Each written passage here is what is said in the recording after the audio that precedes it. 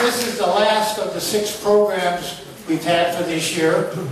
And in total, we've had over 500 people come to the 6 programs. So I think you need a big round of applause for yourself.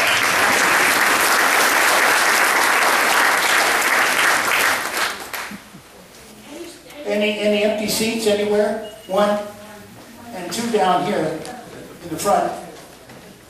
And 1 in the 3rd row. And 2 here in the front. And 1 in the back. 2 in the front.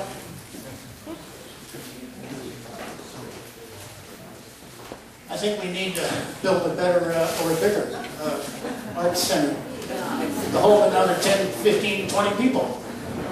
Before we start, I want to thank the volunteers for this evening. There's Audrey and Scott and Louise and Bob and Jennifer and David is doing the video for us this evening on record, so they deserve a round of applause.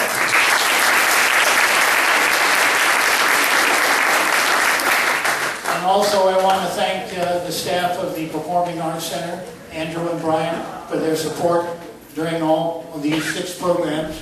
5, pardon me, I should say 5. The 6th one was at the library. Thank you, Brian. Thank you, Andrew.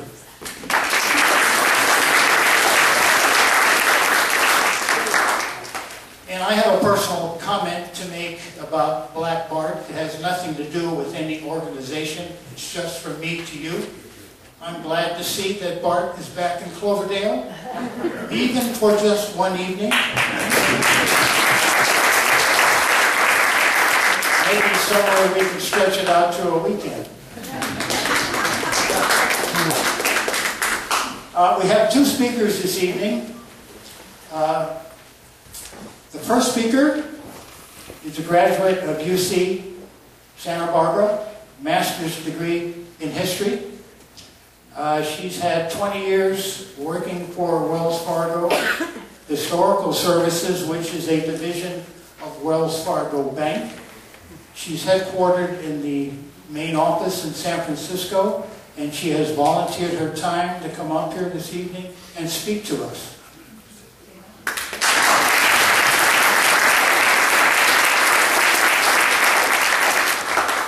She's a past board member of the National Council on Public History, which is an advocate for history in schools and in organizations and out in the public atmosphere.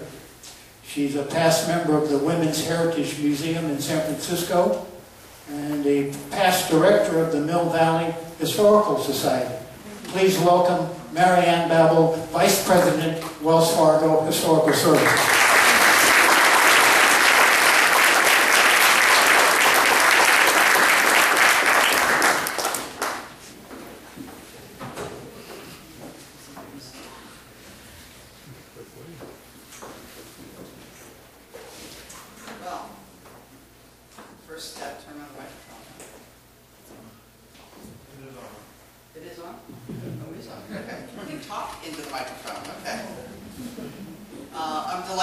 To be here with you this evening in the old stomping grounds of Black Bart. So I thought I would organize my talk on the trail of Black Bart following the layout of an exhibit we did at Wells Fargo's headquarters a couple years back called Crime Scene Investigation. And we went into our archives and looked at some of the evidence that the detectives used themselves trying to catch some of the staging train robbers that we have records for. So I'll just tell you as I go along, you'll kind of find out about Black Bart kind of at the same pace that the Wells Fargo detectives discovered information about him. So just so you know, if you don't hear me say something about him right away, I may mention it later when the detectives figured it out. So I know this is a little hard to see from the back, but this is a map of the western United States in 1874. And with my handy laser pointer, every time I do a talk, I always ask for one of these because they are so much fun to use. So this is a blow-up of this sort of central North Bay area And you can see out of Cloverdale in 1874 there are still quite a few stage lines going not only west and north but also east around Clear Lake and over to Colusa County. And then you can see way up into Mendocino County and also along coastal Sonoma County. Basically all over the place where the railroads didn't quite reach yet. So Wells Fargo, actually the height of our stagecoach operations was actually a few years earlier than that. From 1866 to 1869 we had about 3,000 miles of stagecoach trails from Nebraska to California, Colorado to the the mining regions of the Northern Rockies. And there you see in 1867 an advertisement for the fare from Sacramento to Omaha was $300. It took about 15 days. I always marvel that that's about the price of an air ticket today, when you think about it, right? But think about it if you had to buy that with gold that was $20 an ounce, and how many ounces of gold that would have been. That would have been probably about a year's wages for your average person. So a stagecoach trip wasn't something you took lightly, financially or probably physically, because it wasn't all that comfortable. And there you see a picture of our stagecoaches in Salt Lake City. That's actually the only picture we have where you can actually, if you were close enough, be able to read the name Wells Fargo and Company on that stagecoach. So that stage is probably headed up to Idaho or someplace like that. And that is in 1868. In 1869, when the Transcontinental Railroad was completed, we pretty much sold off our stagecoach operations, although a lot of stages did carry our treasure boxes and under a contract arrangement, including the stagecoach routes up here. So when I talk about Black Bart robbing a stagecoach, he is not robbing a stagecoach that's operated by Wells Fargo, but he is after our treasure box on board. So this first robbery is July 26, 1875 on the Sonora to Milton stage line. And there you see a telegram. This is from our archives. This is from the collection of the James B. Hume, who was our chief detective. He kept scrapbooks and records of all these robberies and the information that came to him about them. So it basically says, I can't read it from the side here. Stage stopped this morning by one man. The iron safe saved. He got $100 in gold notes and the way bill, which was taken. Now, a lot of times the robbers, whenever something was loaded on the stagecoach for the treasure box, it was recorded in a way bill with the customer's name, what it was, who it was going to, and how much the customer had paid for that to be transported. So by taking the way bills off the stagecoach, a lot of times it took the company a longer time to figure out what had been taken. So if you were a smart robber, you probably took the way bills as well. So that telegram is sent to the president of Wells Fargo, John Valentine, telling him about the robbery, and that was the standard operating procedure.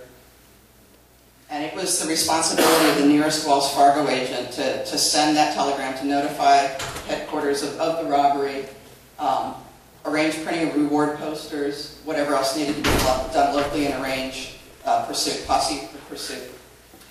So here you see the next day he sent another note to John Valentine saying, here's a copy of the reward poster. So this is the reward poster for the first robbery by the robber later discovered to be Black Bart.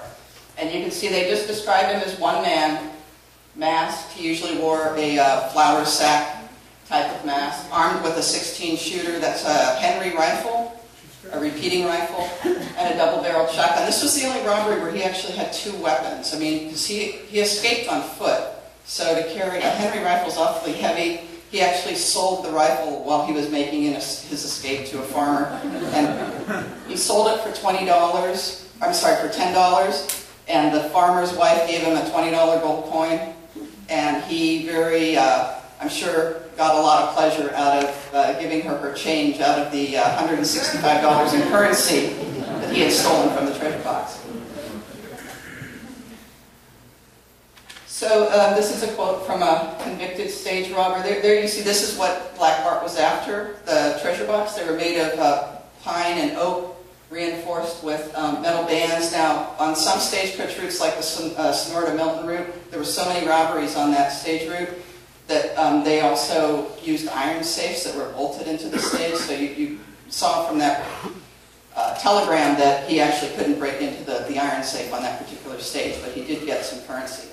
So the picture on the left that says "Throw down Wells Fargo and Co's box," that is a complete posed photo. Obviously, you know, in the days before cell phones and YouTube and things like that, people didn't record crimes like they do today. So that is a photographer's fanciful view of a stage robbery.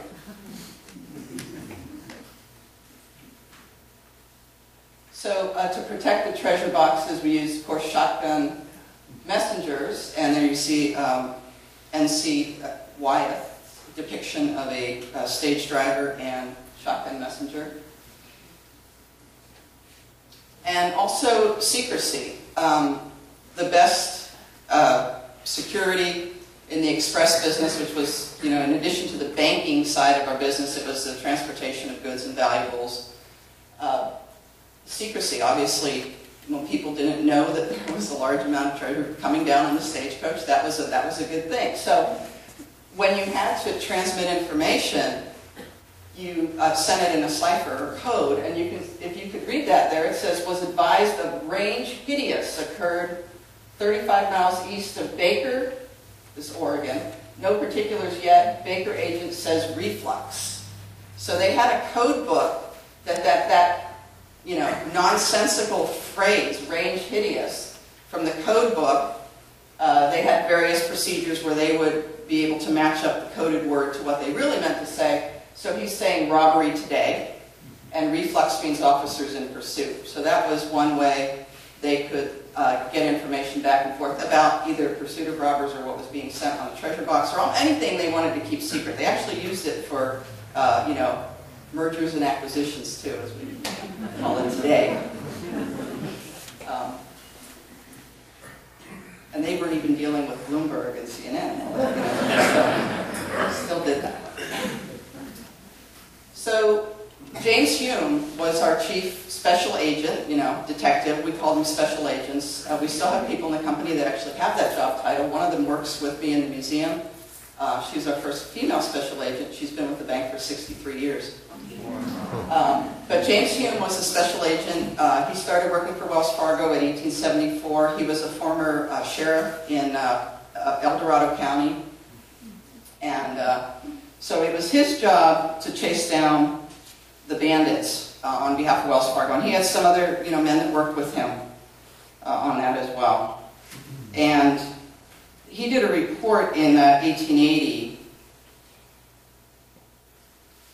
that counted up how many stagecoach robbers had been actually, it was from 1870 to 1884, over a 14-year period, and there had been about 340 stagecoach robberies, stagecoach and train robberies in that time period, and they actually caught over 200 of those people. So, you know, that was actually a pretty good conviction rate. I think about 2/3 of those robbers were caught. So he did his job pretty well. So this is not one of Black Bart's robberies, but I thought I would include this telegram because sometimes they actually gave some pretty detailed descriptions of some of the robbers. These guys are, now this is a robbery that was near Cloverdale, but it wasn't Black Bart because you can see on the telegram that it's 2 men, right? Black Bart always worked alone. But they're described, their height, the clothing they were wearing, the weapons they used, and they say they were in their stocking feet, had no shoes or boots. So they robbed the stagecoach in their bare feet. Now they did that because your shoes sometimes had distinctive markings that actually made it easier to track you. And we even had one telegram where the stagecoach robbers actually took off their clothes as well to rob the stagecoach. It's kind of amazing reading through some of the correspondence of the special agents and the law enforcement authorities, how far they could actually track somebody on the ground. I mean, that's just marvelous to me that, you know, physically on the ground you could track somebody for, you know, 40 miles by following their footprints, or if their horse had a certain, a nail missing off a shoe or any kind of distinctive marking. They actually could track those for quite some time. So there was a robbery. Black Bart's robberies number 7 and 8 were in Mendocino County, just north of Cloverdale. And it was the Cloverdale Arcata stage. Bart only got $40 and a gold watch from that robbery, so he decided that wasn't good enough, so he hung around and robbed the stage the next day as well. So that was robberies 7 and 8. That was in October of 1878. But the sheriff, Jim Moore, was on his trail almost immediately and followed Bart 60 miles on horseback, but lost his track near the Eel River. By the next day, he robbed a stage about 20 miles away near Centerville. Detective Hume, who was on his way to investigate the first robbery, picked up Bart's trail and followed him into Colusa County and lost track of him near Williams. So Bart always escaped on foot. He never came by horseback. He always escaped on foot. So Bart, to make his escape, had walked about 70 miles in 2 days. So he was quite a good walker. And then presumably he hopped aboard a train over near Williams or in the Central Valley and made his way back to where his hideout was, which was actually right around the corner from Wells Fargo's headquarters in San Francisco. But by this time, they knew the robber actually had a name, because his fourth robbery that was on the Sonoma coast, it was in August of 1877, so about 15 months before these two robberies near Cloverdale, he left poetry behind, kind of taunting the detectives. And that's how they knew that what he called himself, which was Black Bart. But let me go back just a second, because I do have a picture of the poem that he did write. But so Hume did the tracking, the coordination with law enforcement, some basic forensic type things. I mean, they could compare bullets, they could compare footprints. Obviously they didn't have fingerprinting and they didn't have, the sketch artists and the type of things that we have today. But he did carry this mug book of known criminals. And he carried this in his pocket. I know he carried it because this leather cover is all worn on the edges, so he carried it with him wherever he went. And he had pictures and descriptions of convicted robbers or people suspected of robberies. The guy on the left his name is William Minor. He was actually a stagecoach robber that robbed multiple stagecoaches, was convicted multiple times. The last time he was convicted and sent to San Quentin, when he got out in 1901, he was pretty much out of business because there weren't that many stagecoaches around to rob anymore. So he went north to Canada, to British Columbia, and did the first train robbery up in British Columbia in 1903. So he went to train robbing after that. Ended up in a prison in Georgia, and he died in prison. He's actually buried near Milledgeville, Georgia. There was a Hollywood film done about his life in the early 1980s called The Gray Fox. So he's the Gray Fox. And there's his picture when he was a young man and at the time when he was convicted of stage robber. So, robbery number 4, back to the poetry. There you have Black Bart. He actually left poems on several occasions. On this robbery, he left behind just the middle 4 lines of this poem. And it says, "I've labored long and hard for bread, for honor and for riches, but on my corns too long you've tread, you fine-haired sons of bitches." So that was his first little missive to Detective Hume. And you could see he kind of changed his handwriting. I mean, he was a pretty smart guy. But he also gave himself a name. So now they knew they were dealing with a stage robber who called himself Black Bart the Poet. And so Black Bart was a poet.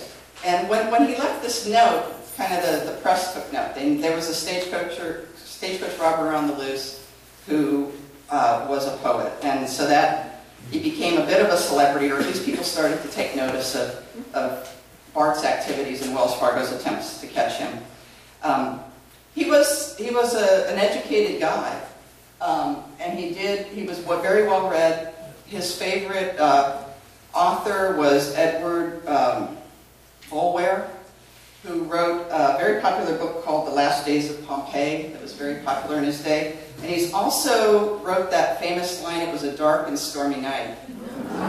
So that was Bart's favorite author. So I think that explains the poetry at some level.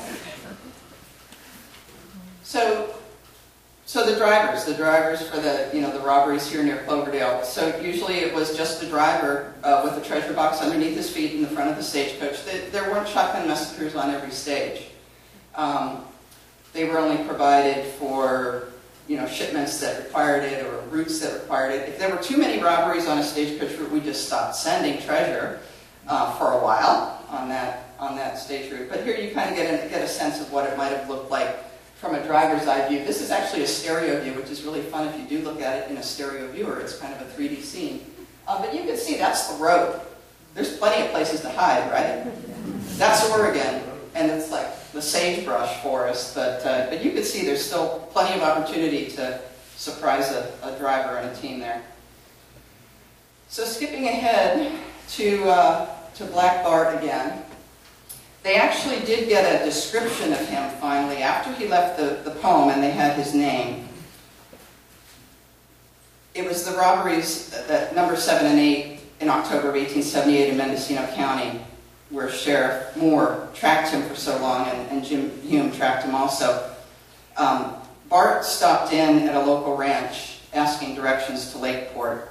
So the ranch family fed him dinner. He was, quite an engaging guy. He amused them with rhymes, and he had a fine gold watch which he had stolen before. And the family gave a pretty good description of the stranger. The stranger coming through town, and then you hear that the stage was robbed, 30 miles away. People took notice of strangers in those days. So they described him as 5'8", 160 pounds, light gray eyes, black hair tinged with gray, a heavy mustache. He had some mending done on some of his clothing. So they now had a rough description of probably who they were looking for, or at least someone who was a suspect. So by robbery number 14, and they didn't know Bart was the robber for all these robberies until much later, actually. They listed several of his robberies there. They had a sample of his handwriting. He had signed in at a hotel register there by the name of H. Barton. So they're starting to get a lot of information about this guy. They still can't catch him, though. And he didn't get a whole lot of money from most of his robberies. I mean, he got as little as $30, 35 cents in one robbery. But this was his most lucrative robbery to date. He got about $1,000 from Wells Fargo in this robbery. Now, he also robbed the mail, the U.S. mail, because a lot of times people sent money or currency or valuable something through the mail. So he robbed the mail as well. If he had only robbed the mail, he probably would have never got caught, because the post office didn't really put a lot of effort into catching a mail robber, right? If he had just taken the mail and not Wells Fargo's treasure boxes, we would have never been chasing him, probably. So now they're starting to put the pieces together. He had one failed robbery attempt. And that was the one time he took on a stagecoach that actually did have a shotgun messenger aboard. And that was George Hackett here, who's pictured, who shot at Black Bart, knocking his hat off, so he could confirm that they were dealing with a rather elderly, or somewhat elderly, robber. If he had succeeded in robbing this particular stage, he would have got $23,000. This would have been his biggest haul. He maybe would have retired. If he had robbed the same stage 3 days later, President Rutherford B. Hayes was on board with General William T. Sherman. So if he had robbed that stage, he probably would have had the whole U.S. Army chasing him after that. So Black Bart is still lucky. Robbery number 26 is near Cloverdale. There you see the telegram reporting the robbery from Agent Shaw, who was the guy in town here. And a quote from another one of the special agents: "The robber is without any doubt Black Bart. The mail sacks are cut the same as all the other robberies he has committed." So they have his MO. They know he cuts the mail sacks in a T, so that they know now that these robberies are being committed by Black Bart, and they are really eager to catch him. And the newspapers are kind of of amused at the sort of cat and mouse game that's going on between him and Black Bart. So these are the locations of his stage robberies. The reason he was so hard to catch, as you can see, he was all over the place. You know, he was here, he did one here, and then did one there, all over. So you see around Cloverdale, he did these 3. This is the one I was talking about earlier, where he did 2 robberies in 2 days. So, you know, he got around, and over the border in Oregon. I'll wrap up quickly because I think I'm about at my time limit. His last robbery, he went back to the same place he did his first robbery, the Sonora Milton Run. This time there was the stage driver was alone, there was no one on board the stagecoach. There was a local boy who hitched a ride with the driver and got out to track some game and met up with the stagecoach a little further up the road. When he came upon the stagecoach, he found Black Bart inside trying to hack open the treasure box inside. So Black Bart was surprised and had to skedaddle a little quicker than he had planned. He left behind several things, including a handkerchief that had a laundry mark on it, because even if you were a stage robber, you didn't do your own laundry back then. Harry Morse, who's the guy in the upper right there, in the back row, was a detective that Wells Fargo hired, and he traced this laundry mark through 90 laundries in San Francisco until they matched up, you know, the man who had that laundry mark, and found out that his name was Charles Bowles. He was posing as a mining engineer and lived, like I said, right around the corner from Wells Fargo. So they, you know, set up sort of a trap for him and arrested him. And he confessed to the final robbery. That was the only robbery he was ever convicted of, but that was enough to send him to San Quentin. And he joined the Mud Book. And there you see Wells Fargo took him off to a portrait studio. This is the day before he went into San Quentin on November 20th, 1883. He was in prison within 3 weeks after that last robbery. When you think about like what the judicial system is today and how long it takes to get through, you know, court or whatever. So he was actually bunking down in San Quentin less than 3 weeks later after that last robbery.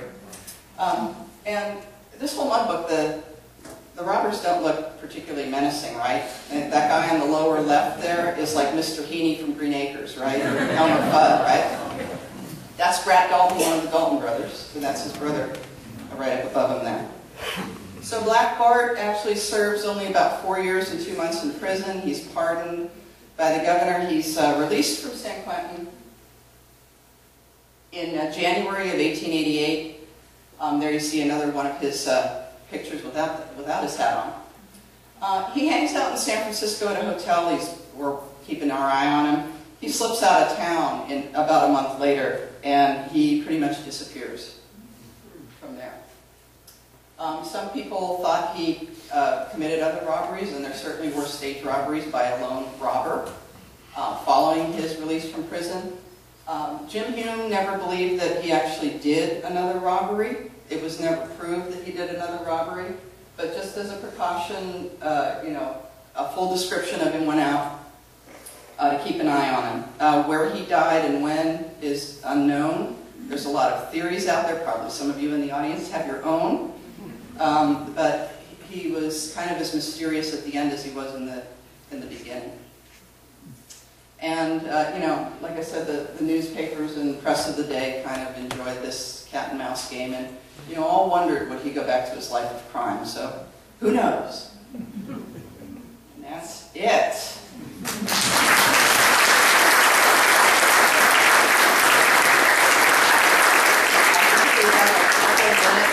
Questions while we get the next speaker. Any questions for Marianne? And I'll be around afterwards too. And there's one. Hi, Jim? Yeah, related question. The Agent Shaw from Cloverdale. We were up in Seattle at the Wells Fargo. They had a display in the lobby of Wells Fargo. On 3rd Street, yeah. Yeah, and there was a postcard from San Francisco office to Seattle office introducing Agent Shaw. I think it was I. Shaw. Is there any way to find out? So that's in your archive somewhere. Is there any way to find out if that was Isaac Shaw? Probably.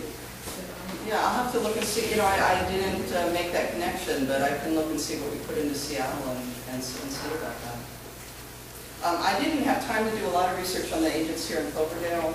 Obviously, we had an office here for quite some time, and a number of agents were here in Cloverdale. If you're here afterwards, I'll give you my contact information and follow up with me on that, and I'll see if I can. I think the Fargo office was at the end of this block. And Shaw's house is next door. What's that? Shaw's house is the house next door. Yeah, I heard something tonight. Any other questions? There's one in the front row and then one in the back there. What was his, you said he was educated, what was his education, and what was his profession? Well, he was well read. I don't know that, I mean, he wasn't a college educated guy. He was a Union Army vet. He actually served with Sherman, actually, which would have been really funny if he would have been robbed on the scene. Yeah, but that might be why he was such a good marcher and escaper. And he also did, you know, put sticks and things against rocks to make it look like he had some henchmen, you know, when he was doing the robbery too. So that, you know, the Quaker gun thing, you know, with the painted logs to make it look like cannons. So he, you know, he had a couple ideas that probably from his military service too. Joaquin thinks he had a day job. I don't know that he did. He posed as a mining engineer, and that was his excuse for kind of disappearing from San Francisco for lengths of time because he was checking on his, you know, his mines and its investments. Any other questions? Baseball hat? Yeah, go ahead. I had a question. The robbery that occurred on the Stone Coast where he left the poem, do you know exactly where that was located? I don't know. It was between Jenner and Fort Ross along that stretch of coast. I don't know exactly where it was. I mean, without GPS, right, it wasn't that exact. Back then, they usually just gave kind of a general description of where the robbery was. I think there's also some thought it was near Duncan Mills. Yeah, I don't know if that was the same robbery or a different one. Different. I have to look at the map, but yeah, it was on the Sonoma Crest, and that's where he left the first poem. And the gentleman back there, yes. Were the Pinkerton organization ever involved with Wells Fargo at this time? No, because we had our own guys. But they were in business. Pinkerton goes back quite some time. We have some things from some of our banks that used Pinkerton, but we didn't, unless there was some reason to coordinate with them. I mean, there were some people who were caught a far distance from California too, so there was some, you know, they coordinated with other agencies. And the Southern Pacific, you know, the railroads had their own detectives as well, so if there was a train robbery, a lot of times it was the Southern Pacific or the railroads that were chasing you. The Postal Service could have chased robbers too, but they didn't really bother too much about that. Thank you. Last question here in the corner. I was curious if you have your own pet theory in terms of what he did after he was released from San Quentin. I kind of personally find it hard to believe that he would have completely given up that life of crime. You know, whether or not he just relocated somewhere, you know, and maybe did some kind of fraud activity or something. And now he went straight. I mean, that's just me. We don't have any evidence. Hume did not think he did any more robberies, at least not against us. And Hume was our chief detective till 1904. So he was on the job for quite some time. So he thought Bart, you know, skedaddled or never victimized us at least anymore. There's a theory he had a lady friend who lived on Sonoma Mountain, and he actually hollowed out a tree and kept a lot of his money in that tree. And those of you can see Lots of good stories. There's a lot of theories about Black Bart. I mean, you know, I've been doing this a long time. I had a nickel for every, you know, call I got about someone who's found a Wells Fargo treasure box. I would like, you know, be out there looking for myself. You know, it's hard to separate the fact from the fiction about Black Bart. Black Bart actually did have a family that he actually abandoned in Missouri. So when Hume was getting needled by the press about his inability to catch Black Bart, and afterwards, you know, and Black Bart sort of became a mythical, almost mythical figure, you know, like somebody said he was like a Robin Hood figure. I don't think he ever gave away any of the money. I mean, maybe to the saloon keeper or something. You know, that was, Hume tried to push back a little bit against that sort of, you know, folk hero kind of outlook on Black Bart. But you know, he's one of those characters whose legend just kind of grows and grows. So it's hard to separate the fact from fiction. Thank you, Marianne.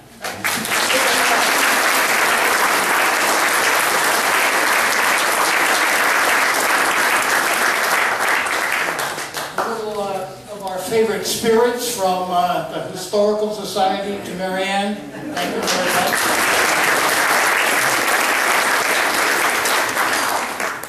Our next speaker is a graduate of Humboldt State University in the anthropology program. And he's done some work also with the University of Oregon. And we're very fortunate at the Historical Society to have him with us. He's currently doing some research, and he will tell you what and where. Please welcome Chris Berry.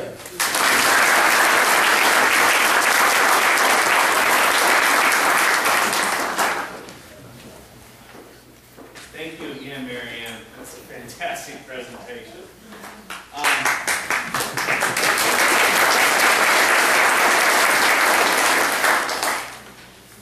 I just want to speak with you briefly this evening about an idea that I have that I find very exciting, and I hope that a few of you will share my interest, and I will spark your imagination, and we'll be able to make something of it. The story begins back in August when I visited the Tallman Hotel in Upper Lake with my mentors from the Historical Society, Sally Belford and Jim and Joan Wigley. We went over there to look at a partial collection of hotel registers which date from roughly the turn of the century. And these registers contain the names of famous Cloverdale families, such as the Blacks, the Brushes, Yordies, Kleisers, and the Sedgeleys. We also saw the name J.P. Morgan in those registers, which was pretty exciting to me. And it got, seeing these names, you know, appearing in these registers, got me thinking about a whole series of research questions and an idea for a larger research project about local transportation history.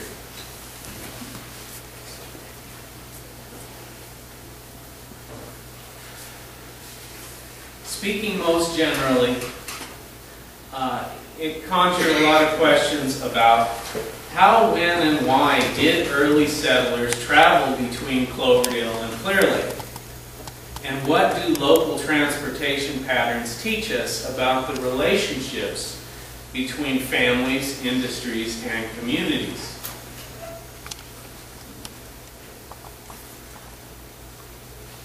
So I decided to create this research project around a specific study area, which would be what a geographer would call a polygon. And it's roughly a 300,000 acre section of the Miocramus Mountains between Cloverdale and the western Clear Lake Basin, and includes all of the major routes over the mountains and the major communities. And by designating a study area, the idea is to, you know, create some focus, but not to exclude relevant information from, you know, from the greater area in general.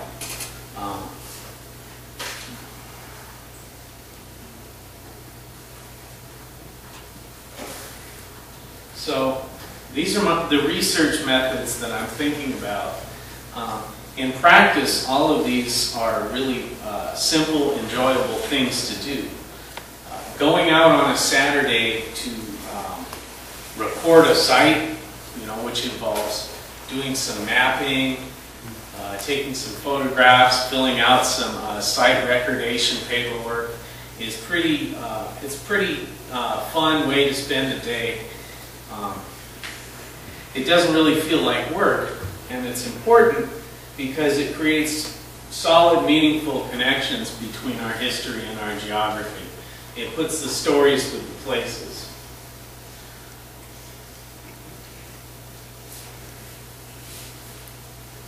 So, you know, these are some of the sources of information that we're generally used to dealing with at the Historical Society. But what I'm proposing is that we be a bit more scientific and a bit more persistent in the search for historical data.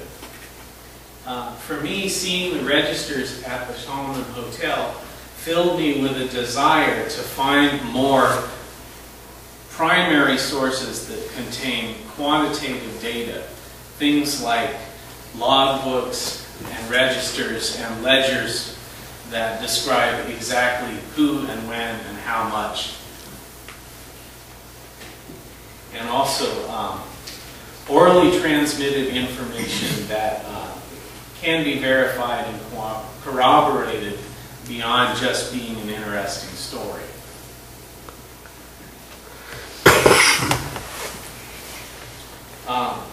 So the goal, generally speaking, is to move beyond just merely collecting and cataloging historical data and start creating a larger, clearer, more comprehensive picture of local transportation history. And, you know, beginning with transportation history between Cloverdale and the Clear Lake Basin, but probably over time having that expand to include a lot of other topics.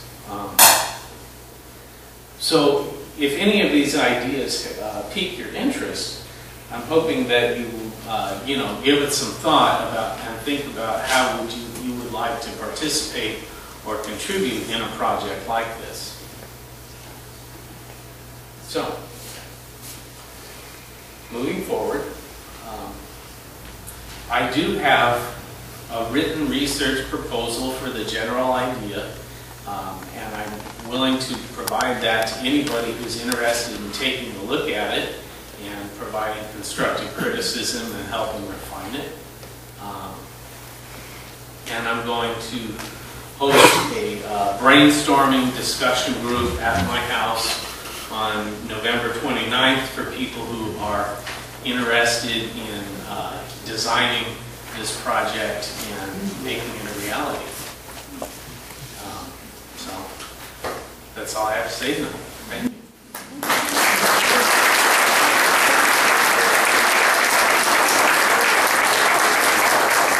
Any questions for Chris?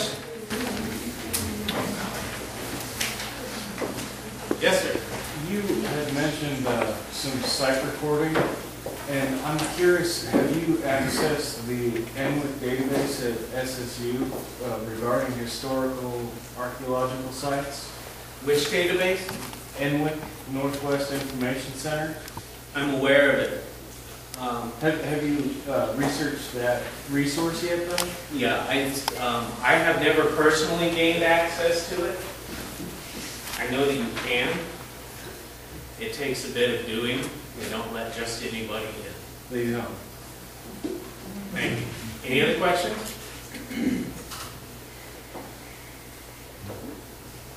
Laura? Thank you. And?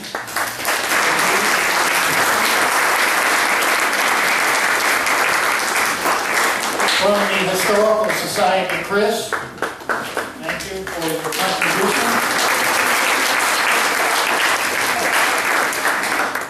If I could throw something into what Chris said, I think Chris may be looking for material from 1850 to 1950, focusing on maybe 1875 to 1920, if that's correct. And by material, we mean copies of old logbooks and ticket stubs and journal entries and letters between family members that might be in your closet or your garage or your attic somewhere. And if you're considering donating these things to the museum, I think we'll take a photocopy and we'll be very careful how we handle this material, because I think Chris is going to develop a long-term project, is that correct, on transportation in general? Yeah, so we're looking for information on wagon trails, footpaths, stage lines, all that sort of thing. All information relevant to our transportation history, and the goal is to create a long-term multi-phase project that hopefully takes on life of its own and produces something that's cohesive and meaningful for future generations. And we'll expand that in the future years to take in the railroad, of course, and river transportation, and aviation. We mustn't forget aviation, because that's a big part of things too. So I think this is going to be a very extensive, long-term project. So if you have any material, talk to Chris, come by the museum, talk to Joan or Sally or anybody, and we'll pass it on to the right source. Thank you again, Chris.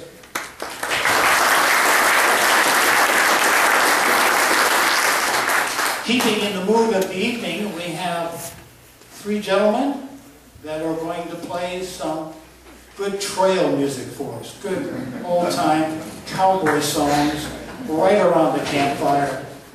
And they're coming up to the stage right now. Ernie Hunt is the leader of this notorious trio. They don't rob stages, they just play music. Ernie's been in the Cloverdale area for over 40 years as a country western player and bluegrass. And he's played in, a lot of places: Ohio, Arkansas, Pennsylvania, Texas, California. And I think one of his biggest moments was playing with Roy Acuff, the Grand Ole Opry. Is that right, Ernie? Yes. Great. Backstage the Grand Ole Opry. Good. You can't do much better than that. Please welcome Ernie Hunt and his group.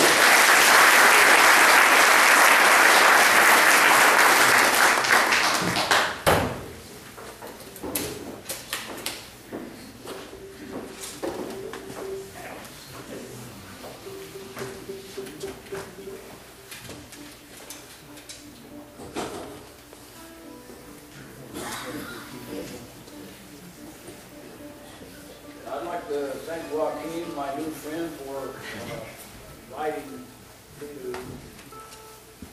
get some people together to do something like we normally do around the campfire.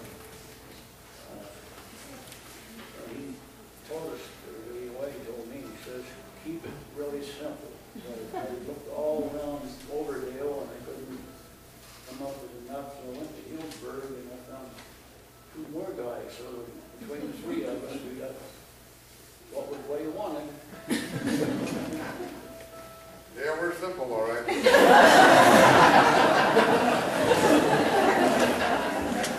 That's the point I was trying to make. Okay. Better tell us what to do, right? Because you're the man. Ernie, could you introduce your friends, please? I was going to.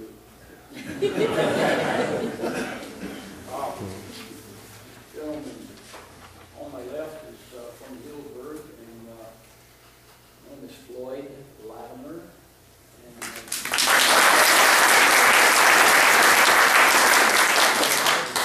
known him a few years, but we've never done this together in this setting. And we may never do it again.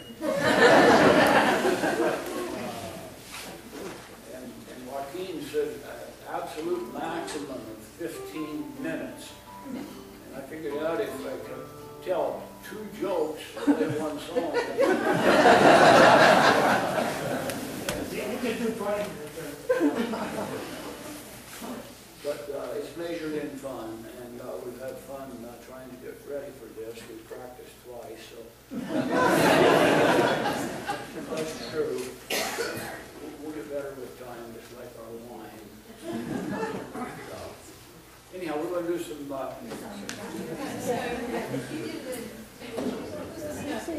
I'm Bert Daniels. Oh, I'm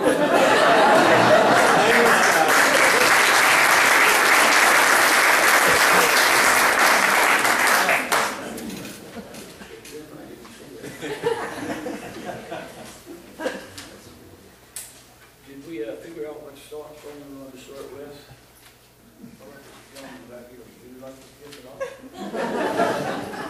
want me to sing a Black Bart? Yes, I would.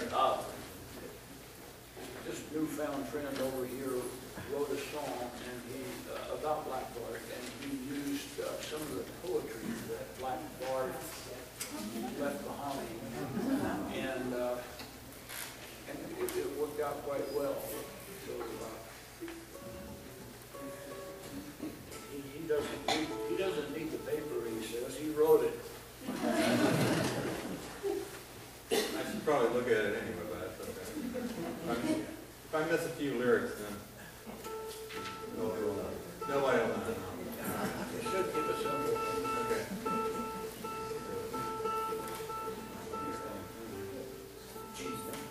I play an A. I wrote it in G, but I sing it in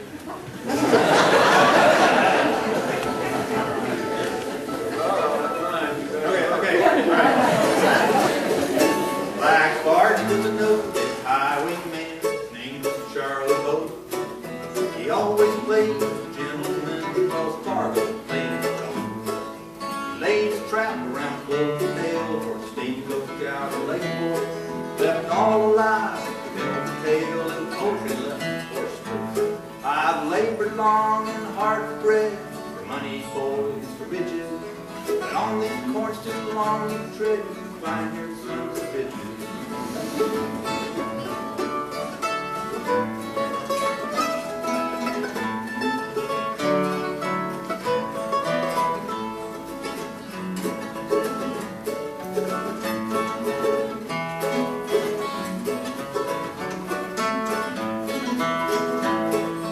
Flour sack on his head, old cut out to the eye. He said, "Oh boys, I'll shoot you dead if you don't give me a prize." Now I lay me down and sleep, wait for the coming morrow. Perhaps success, perhaps defeat, and everlasting sorrow.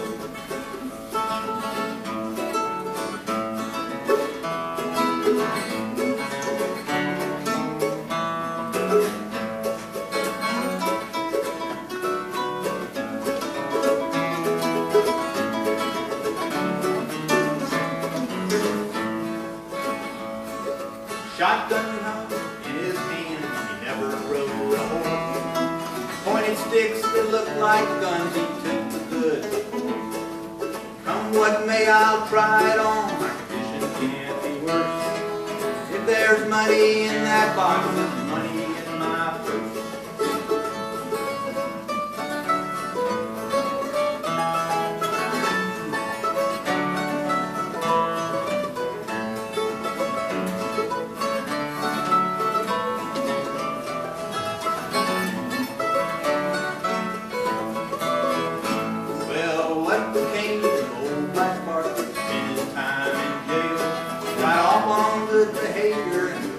Fargo and Babel. Drifted on pound to pound, had left it like a sin.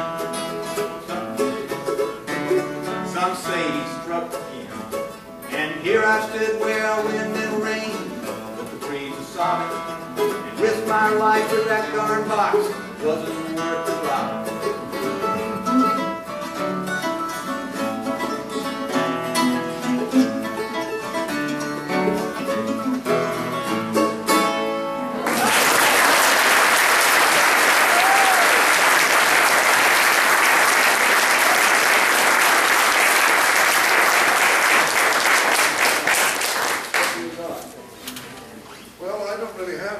Songs about robbing Wells Fargo. I just went around, I tried to come up with something. The only thing I could think of was that back in those days when people used to look forward to getting to a destiny where something really wonderful happened tomorrow. Okay? Or maybe they were thirsty or something along the way. They're looking for some water or something along the way. So those kind of songs. We could maybe do a song about being thirsty. I'd like to mention that we looked long and hard for any song about stagecoaches. You know of one. A lot of train songs, old car songs, stuff like that. But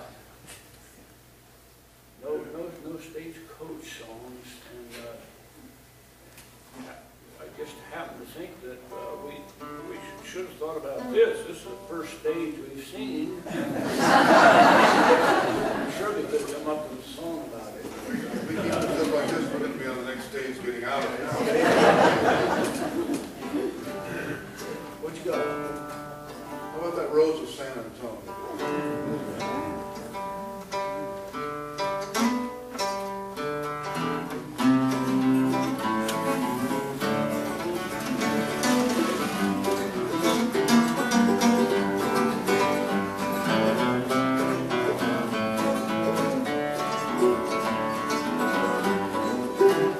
Deep within my heart lies a melody, that song of old San Antonio, where in dreams I live with your name holy, beneath the stars.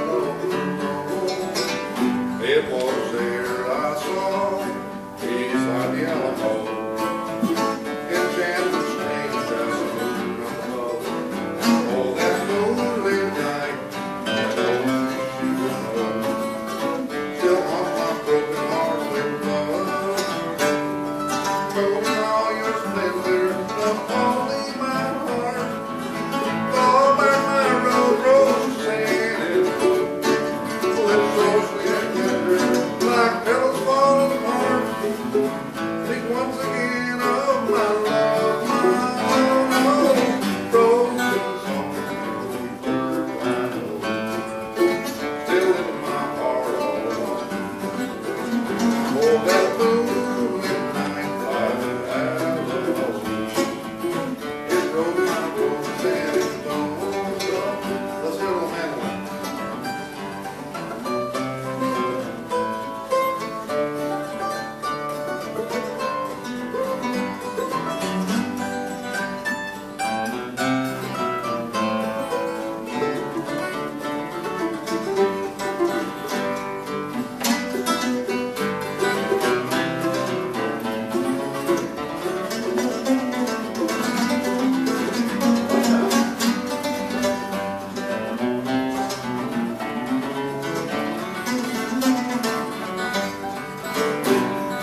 Moving all your splendor, love only my heart.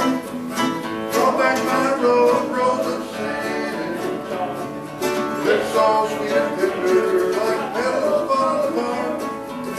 Think once again of my love, my own Rose of San Antonio. Words I know, still in my heart all alone. Oh, that moonlit night by the Alamo, it rose my Rose of San Antonio.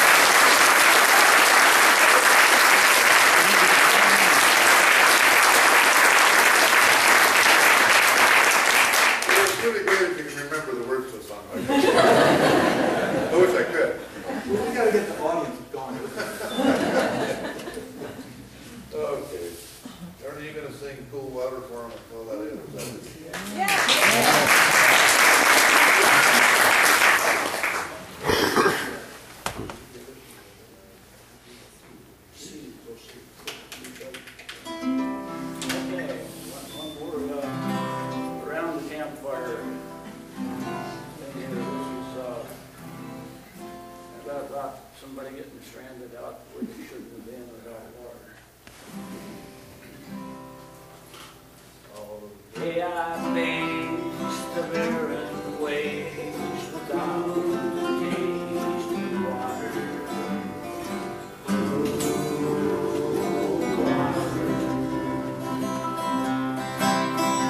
Oh, down and line with throats that dry and souls that cry for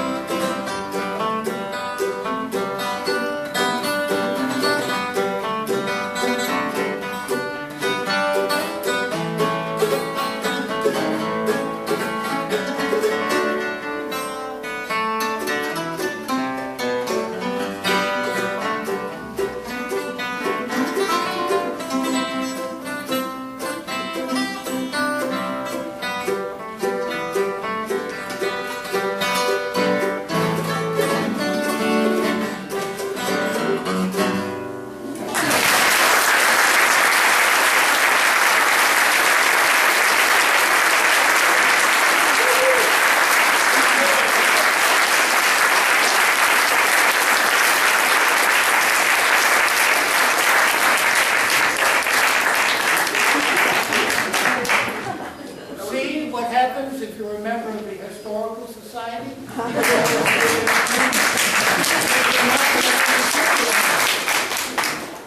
Well, that's all for this evening, folks. We're having refreshments at the History Center. Cowboy food, chili and meatballs, a little bit of wine. And we thank you very much for coming, and we'll see you here next spring. Thank you. Thank you.